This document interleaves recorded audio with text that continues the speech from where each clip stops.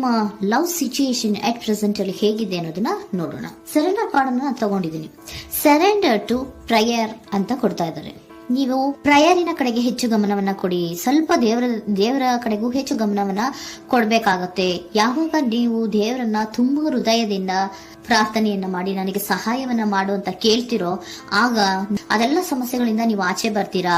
ಮಾಡೋದ್ರಿಂದ, ದೇವರನ್ನ ನೀವು ಧ್ಯಾನ ಮಾಡೋದ್ರಿಂದ ನಿಮ್ಗೆ ಏನ್ ಸಿಗುತ್ತೆ, ಯಾವುದೇ ರೀತಿಯ ಗೊಂದಲಗಳಿಗೆ ಅಥವಾ ಯಾವುದೇ ರೀತಿಯ ಸಮಸ್ಯೆಗಳು ನಿಮ್ಮಲ್ಲಿ ಇದ್ರೂ ನಿಮ್ಮ ಲವ್ ಲೈಫಿನ ವಿಚಾರವಾಗಿ ನಿಮ್ಗೆ ಆನ್ಸರ್ಗಳು ಸಿಗುತ್ತೆ, ಮತ್ತೆ ಸಪೋರ್ಟ್ ಕೂಡ ನಿಮ್ಗೆ ದೇವ್ರ ಕಡೆಯಿಂದ ಸಿಗುತ್ತೆ ಅನ್ನುವಂತಹದ್ದು ನಿಮ್ಗೆ ಹೇಳ್ತಾ ಇದ್ದಾರೆ.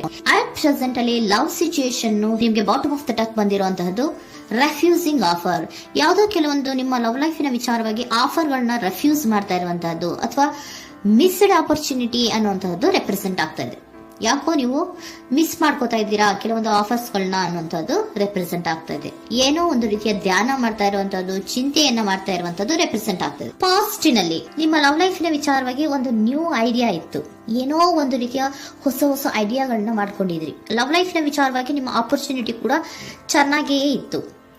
ಆದ್ರೆ ನಿಮ್ಮ ಲವ್ ಲೈಫಿನ ವಿಚಾರದಲ್ಲಿ ಕಿಂಗ್ ಆಫ್ ಸೋರ್ಟ್ಸ್, ನೀವೇನನ್ನ ನಿಮ್ಮ ಲವ್ ಲೈಫಿನ ವಿಚಾರವಾಗಿ ಏನನ್ನ ಎಕ್ಸ್ಪೆಕ್ಟ್ ಮಾಡಿದೀರಾ ಪಾಸ್ಟಿನಲ್ಲಿ ಅಂದ್ರೆ, ಲವ್ ಲೈಫಿನಲ್ಲಿ ಒಂದು ಕ್ಲಿಯರ್ ಇರಬೇಕು, ಕ್ಲಾರಿಟಿ ಇರಬೇಕು, ಮತ್ತೆ ಯಾವುದೇ ವಿಚಾರ ಕೂಡ ನಿಮ್ಮ ಲವ್ ಲೈಫಿನ ವಿಚಾರದಲ್ಲಿ ಮುಚ್ಚು ಮರೆ ಅನ್ನೋದು ಇರಬಾರ್ದು. ಸ್ಪಷ್ಟವಾಗಿರ್ಬೇಕು, ಸ್ಪಷ್ಟವಾಗಿ ಹೇಳ್ಬೇಕು, ಏನ್ ಹೇಳ್ಬೇಕೋ ಅದು ಸ್ಪಷ್ಟವಾಗಿ ಹೇಳ್ಬೇಕು ಅನ್ನುವಂತಹದ್ದು ಎಕ್ಸ್ಪೆಕ್ಟ್ ಮಾಡುವಂತಹದ್ದು ಪ್ರೀತಿಯ ವಿಚಾರದಲ್ಲಿ. ಮತ್ತೆ ಕ್ಲಿಯರ್ ಆಗಿರ್ಬೇಕು.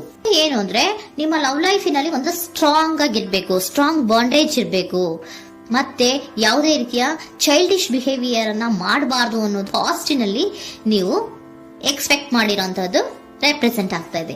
ನೀವು ಅದೆಲ್ಲ ಎಕ್ಸ್ಪೆಕ್ಟ್ ಮಾಡಿದಾಗ ಯಾವಾಗ ನಿಮ್ಗೆ ಅದು ಸರಿ ಹೋಗಲ್ಲ ಅನಿಸ್ತೋ ಆಗ ನೀವು ಪ್ರೀತಿಯಿಂದ ಮುಂದೆ ಬಂದಿರುವಂತಹದ್ದು ಬಿಟ್ಟು ಮುಂದೆ ಬಂದಿರುವಂತಹದ್ದು ರೆಪ್ರೆಸೆಂಟ್ ಆಗ್ತದೆ. ಮೋಸ್ಟ್ ಪ್ರಾಬಬಲಿ ನಿಮ್ಮ ಕೆಲವೊಬ್ಬರಿಗೆ ಈಗ ಆಲ್ರೆಡಿ ಕೆಲವೊಂದು ರೀತಿಯ ಬ್ರೇಕಪ್ ಗಳು ಆಗಿರಬಹುದು, ಕಮ್ಯುನಿಕೇಶನ್ ಇಲ್ಲದೆ ಇರುವಂತಹದ್ದು ರೆಪ್ರೆಸೆಂಟ್ ಆಗ್ತಾ ಇದೆ. ಮೋಸ್ಟ್ ಪ್ರಾಬಬಲಿ ನೀವು ಇವಾಗ ಇಬ್ರು ಕೂಡ ನೀವು ಮಾತಾಡದೆ ಇರುವಂತಹದ್ದು ರೆಪ್ರೆಸೆಂಟ್ ಆಗ್ತಾ ಇದೆ. ಸೊ ಯಾವುದೇ ರೀತಿಯ ಕಾಂಟ್ಯಾಕ್ಟ್ ಅಲ್ಲಿ ಇಲ್ಲದೆ ಇರುವಂತಹದ್ದು ರೆಪ್ರೆಸೆಂಟ್ ಆಗ್ತಾ ಇದೆ. ನೋಡಿ, ಮುಂದೆ ಬರ್ತಾ ಇರುವಂತಹದ್ದು ರೆಪ್ರೆಸೆಂಟ್ ಆಗ್ತಾ ಇದೆ. ಯಾಕೋ ತುಂಬಾ ಬೇಜಾರಲ್ಲಿ ಇರುವಂತಹದ್ದು. ಪಾಸ್ಟಿನಲ್ಲಿ ಕೂಡ ನೀವು ಲವ್ ಲೈಫಿನ ವಿಚಾರವಾಗಿ ಕೆಲವೊಬ್ರು ಬೇಜಾರಲ್ಲಿ ಇರುವಂತಹದ್ದು ರೆಪ್ರೆಸೆಂಟ್ ಆಗ್ತಾ ಇದೆ. ಯಾಕೋ ಕ್ಲಾರಿಟಿ ಇಲ್ಲ, ಕ್ಲಿಯರ್ ಆಗಿರ್ಬೇಕು, ಸ್ಪಷ್ಟವಾಗಿರ್ಬೇಕು. ಏನ್ ಮಾತಾಡಿದ್ರು ಅದರಲ್ಲಿ ಯಾವುದೇ ರೀತಿಯ ಮುಚ್ಚುಮರೆ ಇರಬಾರ್ದು ಅನ್ನೋದು ನೀವು ಎಕ್ಸ್ಪೆಕ್ಟ್ ಮಾಡುವಂತಹದ್ದು. ಪಾಸ್ಟಿನಲ್ಲಿ ಕೂಡ ನಿಮ್ಗೆ ಸ್ವಲ್ಪ ಬೇಜಾರುಗಳಾಗಿರುವಂತಹದ್ದು ರೆಪ್ರೆಸೆಂಟ್ ಆಗ್ತಾ ಇದೆ.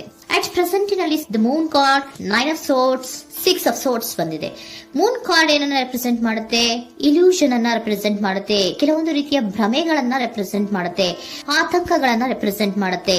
ಮತ್ತೆ ನಿಮ್ಮ ಲವ್ ಲೈಫಿನ ವಿಚಾರದಲ್ಲಿ ಯಾವುದೇ ರೀತಿಯ ಸ್ಥಿರವಾಗಿ ಇಲ್ಲ, ಯಾವುದು ಕರೆಕ್ಟ್ ಆಗಿ ಇಲ್ಲದೆ ಇರುವಂತಹದ್ದು ನಿಮ್ಗೆ ರೆಪ್ರೆಸೆಂಟ್ ಆಗ್ತಾ ಇದೆ. ನೆಕ್ಸ್ಟ್ ಕಾರ್ಡ್ ಏನ್ ಬಂದಿದೆ? ಸೆಕೆಂಡ್ ಕಾರ್ಡ್ 9 of swords ಬಂದಿದೆ.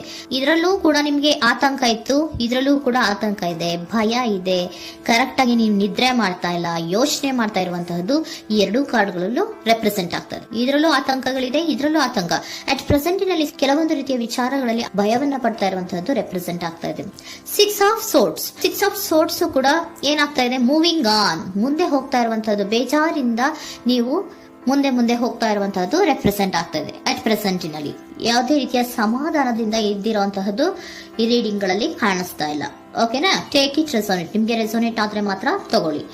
ನೆಕ್ಸ್ಟ್ ಕಾರ್ಡ್ ಇಮಿಡಿಯೇಟ್ ಫ್ಯೂಚರ್ ನ ಬಗ್ಗೆ ನೋಡೋದಾದ್ರೆ ನೈಟ್ ಆಫ್ ಸೋರ್ಟ್ಸ್ ಬಂದಿದೆ.